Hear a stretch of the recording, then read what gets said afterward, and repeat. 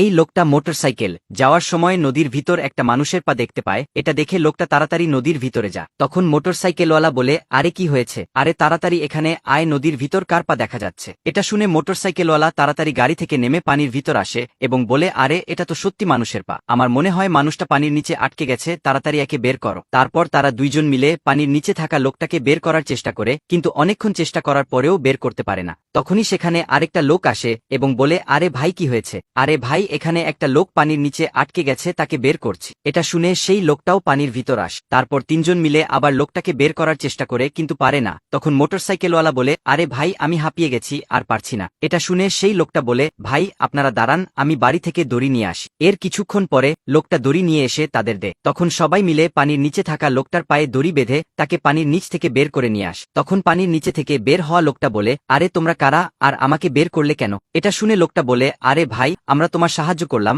আর তুমি রাগ করছো কেন? তখন সেই লোকটা বলে, আরে পাগলরা, আমি এখানে মাছ ধরার জন্য 3 দিন এইভাবে আছি, আর আজকে আমি প্রায় বড় মাছটা ধরে ফেলতাম, কিন্তু তোমাদের জন্য পারলাম না, তাড়াতাড়ি এখান থেকে চলে যা।